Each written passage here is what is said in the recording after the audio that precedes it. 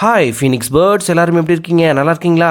நம்ம வாழ்க்கையில் பல கேள்விகள், பதில் தெரியாத இல்லைனா பதில் புரியாத, பதிலே இல்லாத கேள்விகள், இதுபோல் குழப்பங்கள் நிறைந்த கேள்விகள் நிறைய.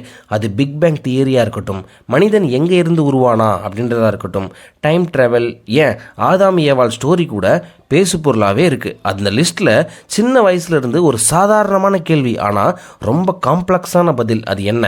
கோழி முதல்ல வந்துச்சா, முட்டை முதல்ல வந்துச்சா? சாதாரணமான மனுஷங்க தொடங்கி அந்த காலகட்டத்தில் ஏன்ஷியன்ட் ரோமன் அண்ட் கிரேக்க காலம், அதுவும் இல்லாமல் ஜீசஸ் கிரைஸ்ட் பிறப்பதற்கு முன்பிலிருந்தே இந்த கேள்வி இருந்திருக்கு.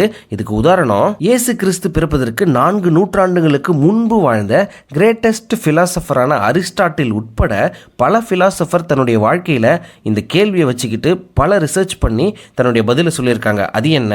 ஏன் பைபிள் ஃபுல்லாக படித்தா கூட இந்த கேள்விக்கான ஆன்சர் கிடைச்சிரும் அப்படின்னு சொல்கிறாங்க. அது என்ன? அறிவியல், அதாவது சயின்ஸ் இந்த கேள்விக்கு என்ன பதில் வச்சிருக்கு? இது எல்லாத்தையுமே இந்த வீடியோவில் ஒன் பை ஒன்னா பார்க்கலாம். பட் அதுக்கு முன்னாடி நம்ம சேனலை யாருன்னா சப்ஸ்கிரைப் பண்ணாமல் வீடியோ பார்த்துட்டு இருந்தீங்கன்னா ப்ளீஸ் சப்ஸ்கிரைப் பண்ணுங்க. இது போல நிறைய இன்ட்ரெஸ்டிங்கான கண்டென்ட்டை கண்டினியூஸாக நம்ம சேனலில் பப்ளிஷ் பண்ணிகிட்டே இருக்கிறோம். So please subscribe now. Welcome to Phoenix universe.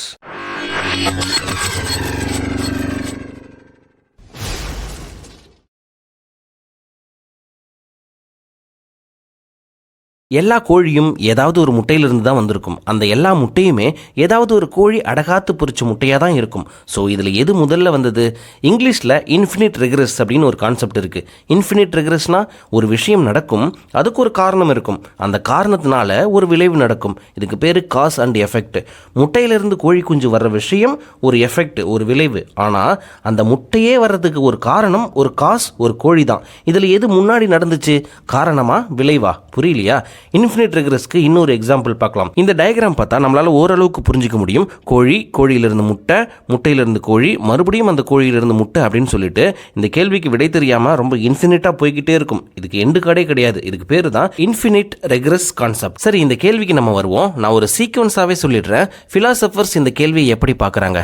இயேசு கிறிஸ்து பிறப்பதற்கு 4 நூற்றாண்டுகளுக்கு முன்பு வாழ்ந்த அரிஸ்டாட்டில் என்ன முடிவுக்கு வரார் அப்படின்னா, இது இன்ஃபினிட்டான ஒரு சீக்வன்ஸ், இதுக்கு ஆரம்பமும் கிடையாது, முடிவும் கிடையாது அப்படின்னு சொல்லி முடிச்சிடுறாரு. அதுக்கப்புறம் 4 நூற்றாண்டுகளுக்கு பிறகு இயேசு கிறிஸ்துவோட சமகாலத்தில் வாழ்ந்த ஒரு பிலாசபர், அவருக்கு பேரு புளூட்டார்ச், அவர் இந்த கேள்வியை எப்படி பார்க்கிறாரு அப்படின்னா, கிரேட் அண்ட் வெயிட்டி ப்ராப்ளம் அப்படின்னு சொல்றாரு. இந்த உலகம் எப்ப எப்படி உருவாச்சு அப்படின்ற கேள்விக்கு பதில் தெரிஞ்சா அப்ப இந்த கேள்விக்கும் பதில் தெரிஞ்சிடும் அப்படின்ற மழுப்பலான பதில சொல்லிட்டு போயிடுறாரு. அந்த காலகட்டத்தில் பல தத்துவவாதிகளால் விவாதிக்கப்பட்ட இந்த ஒரு கேள்வி 16ஆம் நூற்றாண்டுல முடிவுக்கு வருது. 16th செஞ்சுரியில கிறிஸ்டியானிட்டியில இந்த கேள்விக்கு ஒரு சொல்யூஷன் சொல்றாங்க. அது என்னன்னா, அவர்களுடைய புனித நூலான பைபிள், ஓல்டு டெஸ்டமெண்ட், அதை படித்தோம் அப்படின்னா ஆரம்ப காலகட்டத்தில் கடவுள் எல்லா விலங்குகள், ஆதாம் ஏவாள், இவங்க எல்லாரையுமே படைக்கும் போதே முதல் கோழி படைக்கப்பட்டிருக்கும் அப்படின்றதுனால அந்த முதல் கோழி முட்டையிலிருந்து வரல. ஸோ ஆப்வியஸா கோழி தான் ஃபர்ஸ்ட், அதுக்கப்புறம் தான் அது போட்ட முட்டை, அதுக்கப்புறம் அந்த முட்டையிலிருந்து கோழின்னு வந்திருக்கும் அப்படின்னு இந்த கொஸ்டினுக்கு ஒரு சொல்யூஷன் தராங்க. பட்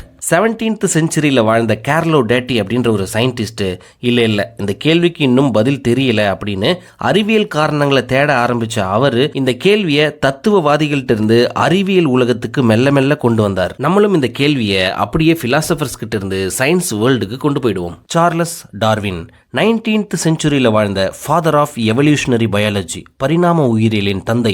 இவருடைய கோட்பாட்டின்படி எந்த ஒரு உயிரினமாக இருந்தாலும் அதனுடைய ஆன்செஸ்டர், அதாவது மூதாதையர்கள் கிட்ட இருந்து தான் பரிணாம வளர்ச்சி அடைந்து வந்திருக்கும். ஸோ சிக்கன்னு சொல்லப்படுற அந்த கோழி அதனுடைய மூதாதைய இனத்தில் இருந்து தோன்றி இருக்கலாம். ஆனால் அந்த மூதாதையர் இனம் ஒரு கோழி இனமா இருக்க வேண்டிய அவசியம் இல்லை அப்படின்னு சொல்றாரு. சரி, நம்மளுடைய கேள்வி என்ன? முட்டை முதல்ல வந்ததா இல்ல கோழி முதல்ல வந்ததா? அதானே. ஆனா இந்த கேள்வியை நம்ம இப்ப 2ஆ பிரிக்க போறோம். ஒன்னு, முட்டை முதல்ல வந்ததா இல்ல கோழி முதல்ல வந்ததா? ரெண்டாவது, கோழி முட்டை முதல்ல வந்ததா இல்ல கோழி முதல்ல வந்ததா அப்படின்னு. முதல் கேள்வியை எடுத்துக்கலாம். டெட்ராபாட் வெர்டிபிரேட் அனிமல்ஸ் அப்படின்னு சொல்லக்கூடிய ஆம்னியோட்ஸ், அதாவது முதுகெலும்புள்ள ஒரு உயிரினம் தான் இந்த நிலத்துல முதல்ல முட்டை போட்டிருக்கிற ஒரு உயிரினம் அப்படின்னு சொல்லப்படுது.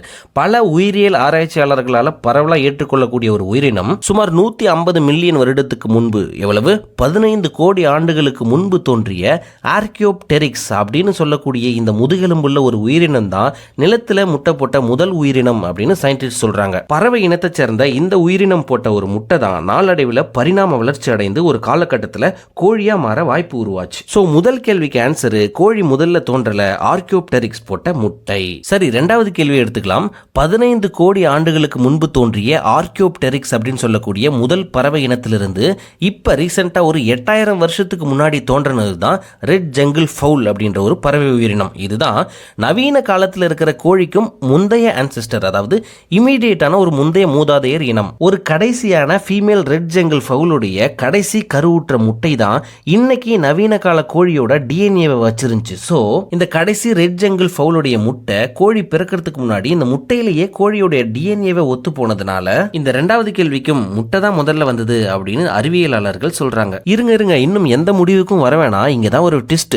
பிரிட்டிஷ் நாட்டை சேர்ந்த ஷீஃபீல்ட் யூனிவர்சிட்டி, வார்விக் யூனிவர்சிட்டி இந்த ரெண்டு பேரும் சேர்ந்து இது வரைக்கும் சொன்ன எல்லாத்தையுமே உடைச்சு கோழி முட்டைக்கு முன்னாடி கோழி தான்ப்பா முதல்ல வந்துச்சு அப்படின்னு கிளைம் பண்றாங்க. இந்த தியரிக்கு அவங்க ஒரு ரிசர்ச்சும் பேக்கப்பா வச்சிருக்காங்க. அது என்னன்னா, அவர்களுடைய ஆராய்ச்சி ஒரு கோழியுடைய ஓவரி, அதாவது அதனுடைய கருப்பைக்குள்ள ஒரு முட்டை எப்படி டெவலப் ஆகுது அப்படின்னு படிக்கிறது தான். ஒரு கோழியோடைய முட்டை அந்த கோழியோட கருப்பையில மட்டுமே சுரக்கக்கூடிய ஒரு புரதத்தால உருவாக்கப்படுதான். அந்த புரோட்டீன், அந்த புரதத்துக்கு பேரு OC17 அப்படின்னு சொல்லப்படுற ஓவக்லடின் 17. இந்த புரோட்டீனோட எலமெண்ட் தான் கோழியோட கருப்பையில ஒரு முட்டை உருவாகிறதுக்கும் அந்த முட்டை மேல ஒரு கடினமான ஷெல், அந்த ஓடு உருவாகிறதுக்கும் ஒரு முக்கிய காரணமாக இருக்கு. இந்த ஓவக்லடின் 17 அப்படின்ற ஒரு புரோட்டீன் கோழியுடைய டிஎன்ஏவை ஒத்திருக்கிறதுனாலையும் இந்த ஒரு புரோட்டீன் இல்லாம எந்த ஒரு முட்டையுமே உருவாக முடியாது அப்படின்ற காரணத்தினாலையும் கோழியுடைய இமீடியட் ஆன்செஸ்டரான ரெட் ஜங்கிள் பேர்டுடைய முட்டை உருவாகிறதுக்கே சிக்கனுடைய டிஎன்ஏவை ஒத்திருக்கிற இந்த ஓவக்லோடின் 17 அப்படின்ற புரோட்டீன் தான் காரணமா இருந்திருக்கும். அதனால கோழி முட்டை தோன்றதுக்கு முன்னாடியே இந்த ஓவக்லோடின் 17 தோன்றதுனால கோழி தான் ஆப்வியஸா முன்னாடி வந்துச்சு, முட்டை கிடையாது அப்படின்னு ப்ரூவ் பண்றாங்க. இன்னொரு விஷயம் அந்த ரிசர்ச்ல தெரிய வந்திருக்கு. கருத்தரிக்காத ஒரு கோழி, அதாவது நான் மதர் ஹென், அடுத்த கோழி போட்ட முட்டையை ரொம்ப பெருசாவே எடுத்துக்காதான். இன்ஃபேக்ட் அந்த விர்ஜின் ஹென் மத்த கோழி போட்ட முட்டையை கீழே தள்ளியே உடைச்சிருமா. சோ ஒரு கருத்தரித்த இல்லனா மதர் ஹென் தான் தான் போட்ட முட்டைகளை வார்ம் டெம்பரேச்சர்ல அடகாத்து குஞ்சு பொரிக்கும். அப்படின்ற பட்சத்துல ஒரு கோழி முட்டை தான் முதல்ல உருவாகி இருந்தா அந்த முட்டைகளை வாமாக்கி குஞ்சு பொரிக்கிற அளவுக்கு அந்த முட்டைகளை சூடாக வச்சிருப்பது யாரு? கண்டிப்பா ஒரு மதர் ஹென் இல்லனா ஒரு கருத்தரித்த ஹென்னா தான் இருக்கும். சோ சிக்கன் தான்ப்பா ஃபர்ஸ்ட் வந்துச்சு, முட்டை கிடையாது அப்படின்னு ப்ரூவ் பண்றாங்க. So what is the bottom line? இந்த டாபிக் முதல்ல பரவலா பேசப்பட்ட காலத்துல எவல்யூஷன், பரிணாம வளர்ச்சியின் படி முதல்ல முட்டை தான் வந்துருந்துச்சு அப்படின்னு சொன்னாலும் பிற்கால கட்டத்துல ஜெனடிக்ஸ், மரபியல், டிஎன்ஏ படிப்பியலின் படி கோழி தான் முதல்ல வந்துச்சு அப்படின்னு ஒரு தியரியை சொல்றாங்க. பட் இதை பத்தி டீப்பான ஒரு அண்டர்ஸ்டாண்டிங் இல்லைனா ஸ்டில் இந்த கொஸ்டின் வந்து ஒரு மிஸ்ட்ரியாவே ரிமைன் ஆகும். படா பிக் பேங் தியரியவே எக்ஸ்பிளைன் பண்ணிடலாம் போல இருக்கு. இந்த கோழி முட்டை கதை கொஞ்சம் டஃபா தான் இருக்கு. சரி, உங்களுடைய பெர்ஸ்பெக்டிவ் என்ன? நீங்க என்ன நினைக்கிறீங்க? கோழி முதல்ல உருவாகி இருக்குமா இல்ல முட்டை முதல்ல உருவாகி இருக்குமா அப்படின்றத கமெண்ட்ல சொல்லிட்டு 4 பேருக்கு இந்த வீடியோவையும் ஷேர் பண்ணி விடுங்க. அண்ட் இது போல ஏதாவது ஒரு இன்ட்ரெஸ்டிங்கான டாபிக், மிஸ்ட்ரி ரிலேட்டட் டாபிக் நம்ம சேனல்ல பப்ளிஷ் பண்ணணும் அப்படின்னா அது என்ன டாபிக் அப்படின்னு கமெண்ட்ல சொல்லுங்க. கண்டிப்பா நெக்ஸ்ட் வீடியோல பார்க்கலாம். Until then, take care. Bye bye Phoenix Birds.